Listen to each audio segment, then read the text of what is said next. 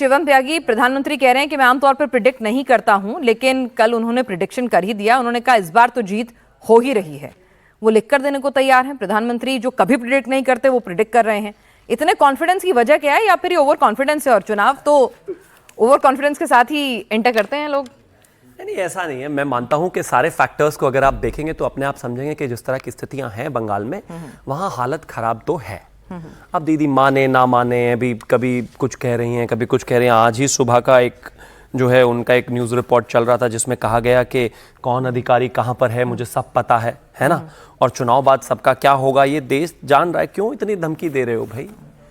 वहां पर फोर्सेस हैं, क्यों इतना परेशान हो? 700 कंपनी से क्यों इतना परेशान हो? हम तो सिर्फ कहते हैं कि, और चुनाव आयोग का भी कहना शायद यही होगा कि जाहिर है बेहतर माहौल में चुनाव हो, तो अगर जो कोई पैनिक कर रहा है, अगर कोई फोर्सेस से कह रहा है कि नहीं नहीं चुनाव को हैक कर रहे हैं, अगर अधिकारियों को डरा रहे हैं, अगर इस तरह की बातें कर रहे हैं, तो जाहिर है पैनिक किसके दिमाग में है ये बात बहुत अच्छे से समझ में आती है। ओवर कॉन्फिडेंस का विषय नहीं है। हम 3 से 77 पहुंचे, और अगर उतना ही % का जंप अगर आप मान लें तो हम वैसे भी जीत रहे हैं। और एक और चीज़ और भी है इसमें कि यहाँ सिर्फ इतनी सी बात है कि जिस तरीके से एंटी इनकम्बेंसी से लेकर तमाम स्थितियाँ रही हैं, खासतौर पर तुष्टिकरण रहा है, और अब सबसे बड़ा विषय जो जाहिर है विमेन रिजर्वेशन का, वो जब देश की जनता के सामने, बंगाल की जनता के सामने जाएगा, महिलाओं के सामने पहुँच रहा है, तो उनको एक बात बहुत क्लियर समझ में आ रही है कि कौन हमारा रिप्रेजेंटेशन नहीं चाहता, कौन नहीं चाहता कि महिलाएं पार्लियामेंट में ना पहुंचे, कौन नहीं चाहता कि उनको जो है लोकसभा के स्तर पर रिप्रेजेंटेशन मिले। वो सारी चीजें जब बंगाल का वोटर देखेगा तो यही पाएगा और यही समझेगा कि जाहिर है इस तरह की स्थितियां बना दी हैं, अब इसको बदलने की जरूरत है। लेकिन यहाँ पे संजय सरकार कह रहे थे कि नॉर्थ बंगाल की 54 सीटें हैं, उसमें पिछली बार आपने अच्छा प्रदर्शन किया था, 54 में से 30 सीटें बीजेपी ने जीती थी। संजय सरकार कह रहे हैं कि यहीं से डैमेज होगा। जो आप ख्वाब देख रहे हैं ना 77 को आगे बढ़ाने के, 77 और घट जाएगा, क्योंकि फर्स्ट फेज में 59 सीटें आपने हासिल की थी। ठीक है सर, वही सब आप ही का सवाल पूछ रही हूँ, भरोसा तो कीजिए। देखिए 77 में से हमने 59 ली थी पिछली बार।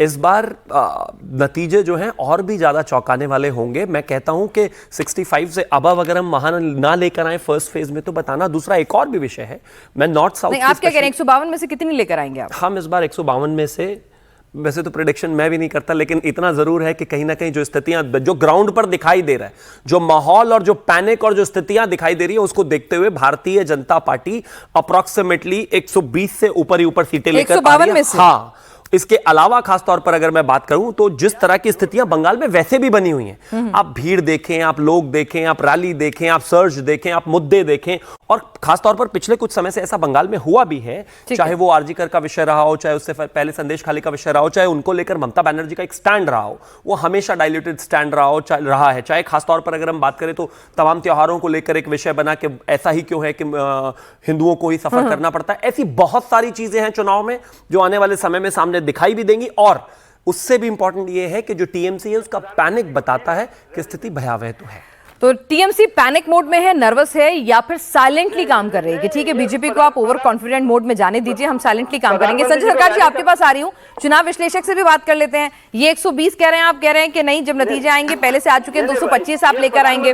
तो सुनिए ना, आप दोनों ने प्रेडिक्शन कर दिया, आप दोनों ने दम भर दिया, जरा चुनाव विश्लेषक से भी समझ लें वो क्या कह रहे हैं। यहाँ पर हमारे साथ सज्जन कुमार जी हैं। सर, आपने दोनों की बातें सुनी हैं। बीजेपी कह रही है फर्स्ट राउंड में 152 में 120 यानी 59 आई थी, ये तो कह रहे हैं सीधा डबल कर लेंगे। वो डबल कहां से आएंगी? और संजय कुमार जी कह रहे हैं कि ये नॉर्थ बंगाल में पिछली बार 30 सीटों पर बहुत इठला रहे थे, जो 30 सीटें मिली थी, अब वो भी हाथ से जाएंगी, यानी 59 का फिगर जो है वो और नीचे चला जाएगा। देखिए अभी इस बार पहले मैं उत्तर बंगाल की बात कर लूं। मालदा से कूच बिहार तक आपके पास 54 सीटें हैं, 54 सीट्स हैं।